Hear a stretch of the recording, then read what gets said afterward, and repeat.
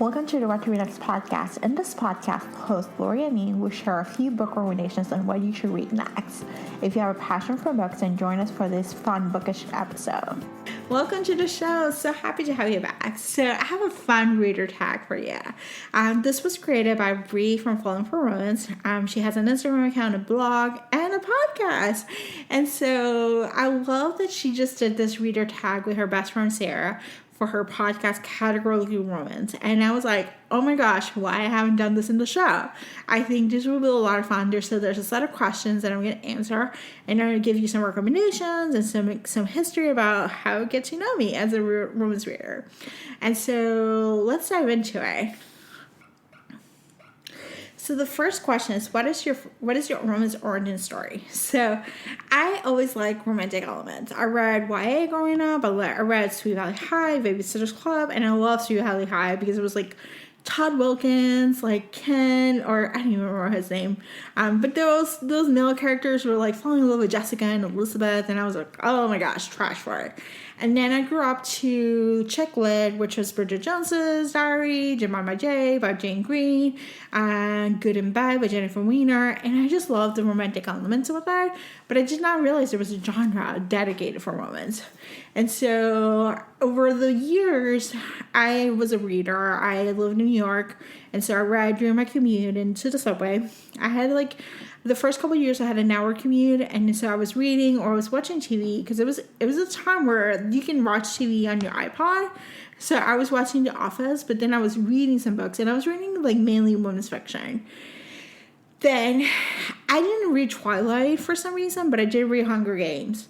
And 50 Shades I read, but I didn't realize it was like there was romance, I just felt it was like I was just reading what was popular. And so an episode that I shared a few months ago, or last month, was the episode that shifted everything about my reading life. So episode, I had a podcast that was self-help, and I was involved in the fitness community and the healthy living community at the time. And so this episode, we recorded and we talk about adult reading, and I was like, oh, this is kind of like fun. Like, I like reading, like I enjoy it, but I didn't consider it like a hobby. And so April shared with me like places where to get recommendations. She gave me some YA recommendations, which was what I was interested in at the time. But she shared she go to YouTube for recommendations, and so I did. And I discovered a listicle about new adult, and I was like, oh, these books sounds interesting. I wanted to preface before I worked from between 2003 to 2012 in a college setting, like.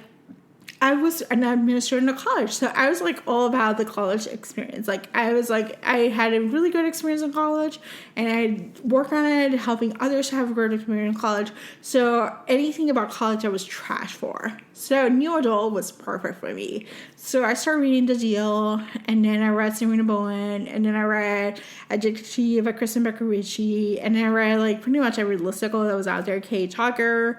Her 10 Tiny Breaths was another series.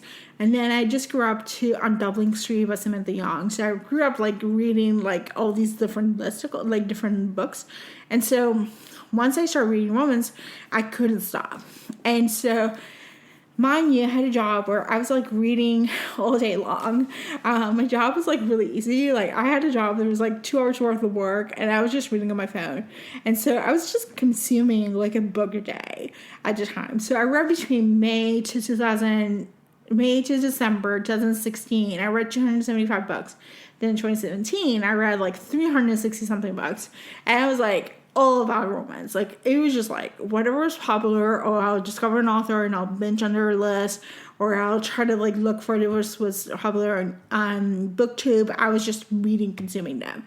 So I was reading mainly indies, and then in 2018 things shifted. I started this podcast. I think I started this podcast in 2018, late that game.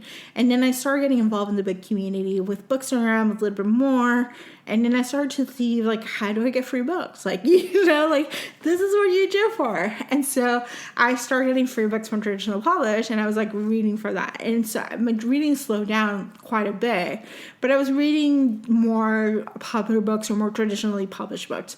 And so what is coming to terms is 2020 was a year where I was like, I like it, but I don't love it as much as I was loving 2017, 2016, where I was reading a lot of indies and a lot of like new adult and new like books that I was loving. And so in 2020, I started reading indies again. And as you probably noticed with the author interviews, I've started inviting indie authors to come on the show.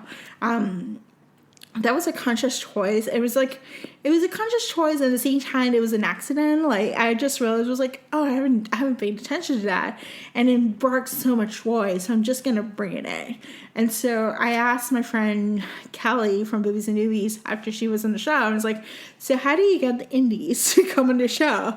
And so she connected with me with Valentine PR, and it's been a dream working with them. So I really love working with Valentine. I love promoting their titles. They have the best authors out there, and they're so great to work with. And so you'll get to see more indies coming in. There's a little bit mix of match of both. So that's a long-winded story about my romance origin story and how I'm reading. So let's see. So the next question is, if you could be a romance heroine in a romance novel, who will be the author and what one trope you insist in the story? So I would say, like, it's Gilded Age, New York City. I would say 1895, set up the time. And somehow I find myself in a place where I just need to fake an engagement with my brother's best friend. Also, not my brother's best friend. My real brother's best friend, no. But like in the book, brother's best friend, who's really hot and who's really great. But we also have the enemies who lovers who bicker at each other. So we would have that opportunity to just kind of like, we would have to pretend we like each other, and then we develop feelings. Oh, so good. And then we finally have to get married. Oh, marriage to convenience, like just add it on to the stuff.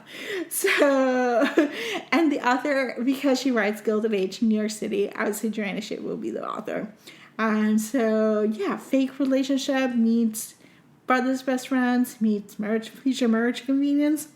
Count me in. So the next question is, what's wrong you read this year that you want more people to read? So for this category, I want to share 2 quirky romance books that I read. And they're not your typical rom-com. They're probably not for everyone, but I think they should be highlighted as like just quirky, different books. And they're delightful and they're charming. And so the first one is Second First Impressions by Sally Thorne. So I really love this book. I really love it more than The Hating Game. And I love The Hating Game. But like, I just love Second First Impressions, was just like, it was a sleeper hit. Like, it was just like quiet and subtle. And it's just like delightful. And like, it has tortoise. And it's like Return to Villa. Oh, so good. So it's not for everyone. Don't expect to be this reading The Hating Game. This is not The Hating Game. It is, I think, Friends to Lovers, I think I would consider it, but it's just delightful. And the second one that I would suggest reading is Twice Shy by Sarah Orwell. And so a note about this book. So I would say the first half of the book, I was annoyed at it. I was like, why am I reading about cleaning? Because they were cleaning this house. They were like removing stuff, they're doing all stuff, but somehow it grew out of it, and it was a sleeper hit. Like, I realized, I was like, oh, he's grumpy, she's sunshine, there's daydreaming, there's shyness, there's social anxiety. And so I found it at the end, it was really delightful to read, but they're quirky, so they're different books to read. So they might not be for everyone, but just give them a try. So, the next question is, what is your favorite romance subgenre, and what is the subgenre you have not read much from? So the favorite subgenre right now is contemporary. I have read about 40-something books, or almost 50 books, and majority are contemporary. I think there might be like 1 fantasy, like 2 YA, or no, there's a little bit more YA. But there's only like 2 historical romance. I track all the reader, and so I'll do some. At the end of the year, I'll give you some stats of what I write, because I've been tracking that. So I would say contemporary is my favorite. It's like the go-to genre right now. It's not my favorite. It's just like what I'm reading right now. What I hope to read is historical romance, because I want to do some fun episodes about historical romance, like hidden gems, like new authors you should check out.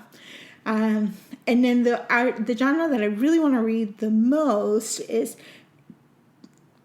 fantasy and paranormal. I want to read fantasy romance because I really love fantasy. Like, I that's what I grew up with. That's what I enjoy doing. Like, if it wasn't women's fiction, I was reading fantasy YA. So I really want to read some fantasy romance where there's like some high heat and there's some enjoying and world building and some paranormal too, like some vampires. Count me in. And so, yeah, there's a couple series I want to read, like Side Changing series, the Gil Hunter series by Nilini Singh. That's one of them. There's actually A Promise by Fire by Minda Boucher that Melissa from the podcast that we did a few months ago, she shared that was her gateway drug to romance. And so I really want to read those books. So we shall see. I'll keep you posted. Who is your romance out-of-eye author? So I would say there's two authors that I look for every year for new releases, and that is Lauren Lane and Christina Lauren. I have read most of the backlist. I think I may have like 1 or 2 books left over from the backlist, and I'm just saving them for a rainy day. And so, funny enough, they are starting to publish less books this coming year, and I'm like disappointed. I'm like, I want to read more. So I have 2 books left over, like their new releases, like To Start With Love by Lauren Lane and The Soulmate Equation by Christina Lauren. I have them ready to be read the next month or so because they're coming to a show or maybe promoting it some way. But I'm excited about it. But I'm like, at the same time, kind of sad because there won't be a new book coming out. So I have to wait. So there we go. Okay, the next question is, how do you typically find romance recommendations? So, I find them through YouTube. So, while I work from home. I've been working from home for almost a year. And so, what I do is that I go to my go-to romance creator channels, like Jessin from Smart Women's Read Romance. She has a channel. Peace Love Book. Jessica from Peace Love Books. She has a channel. Bree from Love and Other Words. Izzy for Happy For Now. Those channels I go to and I look for recommendations or watch your videos. So those are some of the places that I do. I'm really lucky enough that I get pitched to a lot of authors to come on the show.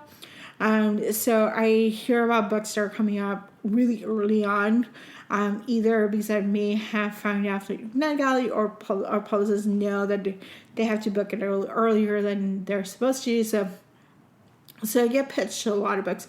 So I get to be in the know what's happening and what's coming up. So for new releases, I'm lucky enough that I get access to a lot of books before that. So this podcast has helped me a lot. What is an upcoming romance release that you're excited for? So this one is a little cheat. So I'm just going to share a book that I already read that comes out this summer that I feel like everyone should read this. And it's Neon Gods by Katie Roberts. I think I've read a couple Katie Roberts and I was like, oh, they're fine. It's okay. It's a high heat, whatever. But Neon Gods is like Hades and Persephone's retelling with the cinnamon roll hero. And it's just delightful. It is so good. It's a book that I didn't think it saw it coming. So it reminded me of A Court in Mr. Fury. And I love A Court in Mr. Fury, but I love Neon Gods even better. So if you like Court in Mr. Fury, I would say try Neon Gods. It's just as good. And I realized that I love Hades and Persephone's retellings. And so I'm looking forward to Lore Olympus that's coming out this fall to get it so I can see the webtoon. And I'm looking forward to reading a couple retellings that I've found. So maybe I'll do a listicle for you. Maybe I'll do an episode about Hades and Persephone's retellings. Would that be fun? Would you be interested? Keep me posted. Okay, so the next one is, what is one misconception about romance that you would like to lay to rest? I would say the expectation, I think people think that romance is porn and like it has unrealistic expectations and all these different things. I'm like, it's not. First of all, there's no romance for everyone. There's different levels of esteem and high heat. There's closer romance that don't have anything or just a kiss. Or they might not even have anything, and there's like high heat where there's like everything happening. And there's a little bit of everything, but there's something for everyone. So I would say if you haven't given it a try, just give it a try. If you feel like you're not comfortable reading about sex scenes, you can skip them over. I do them all the time. Sometimes I'm just like, I don't want to read about sex. So I just skip them out. I get the most out of it and just move forward. And other times I'm like, yes, give me all the steam. So I'll read them out. So it's all there's a little bit for everyone. So I would say Give it a try. See if you like it. I think you're going to love it. Who is the most romance reader, content creator that you came across that you like to give a shout out? So these are some podcast recommendations and some books and recommendations. So the podcast recommendations are Bree and Sarah from Categorically Romance.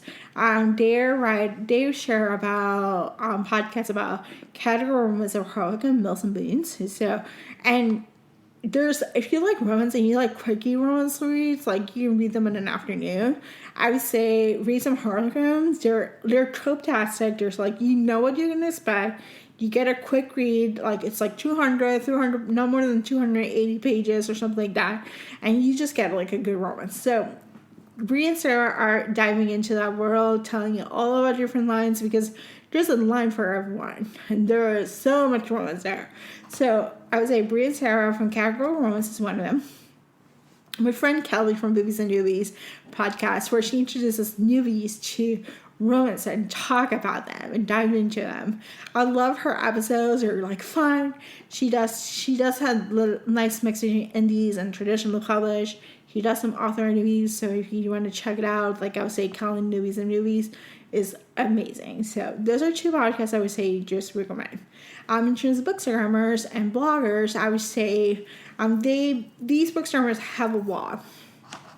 So Tash from Readaholic19, she's been on the show multiple times. She's delightful. Katie and Khaleesa from K-Score Reads, they have been on the show multiple times. They're fun. Sarah from Really Into This has a blog as well as a podcast. No, she doesn't have a podcast. She has a blog and she has a Bookstagram account. And she's like one of my best friends. So I love talking to her. And Amy from Novel Gossip. So if you're looking for romance reviews, like long form reviews, maybe Novel Gossip's just like the God's word. Like she's like so good about them. So, and she reads other genres other than romance. So she reads some thrillers, she reads some women's fiction. So if you need some diversity of content, Novel Gossip, Amy is the person to go to. So if someone has never read a romance before and you would like to recommend a list of first romance that come to mind, that's a place to start. What will those recommendations be? Okay, so I actually have different lists of different people. But I think I'm going to do the ones that I'm like, I would say that I love, they're easy to do, and there's a mix of like high heat or not high heat. So the first one is A Deal by Elle Kennedy. This was my gateway drug. I think this is the first romance I read. And it has fake relationship, it's high heat, it's hockey romance, it's college. So good. So that's one thing. I would say if you like the illustrated covers or cutesy and stuff, and you want some high heat and cinnamon roll hero, I would say The Kiss Quotient is like Pretty Woman retelling, gender swap with it. So it's a fun one. I listened to it and the audio is delightful. There's some scenes, so don't listen to it at work like I did. But it was really good. So, and then the final one, it's a closed door romance, but it's by one of my favorite authors, which is Lauren Lane. It's Married to Madison Avenue, and that's a fake engagement. And it's just like so much fun. So it's book 3 in the series, but you get the hint of what happens in the previous books in this book. So it's not, you can read this as standalone, and it's just delightful. So awesome. So those are the questions. So thank you, Bree, for putting together this romance reader tag. I hope you enjoyed this type of episode. I may try to do a few more of these, like just off the cuff recommendations and like talk about, my journey and my reading taste and all these different things. I hope you like it. So thank you, Bree, for putting this tag. I'll link all the different episodes in the show notes. So feel free to share it and talk to each other. Okay. Talk to you soon. Bye. If you enjoyed this podcast, feel free to share with friends, subscribe, rate, and review the show. This is the easiest way to support the podcast. For book recommendations, author interview archives, and other fun book resources and tips, please visit WhatchReNextBlog.com. The Watch Read Next podcast is part of the Frolic Network. To discover new shows to listen and love, please visit frolic.media/podcast. Thank you so much for listening and have a great day.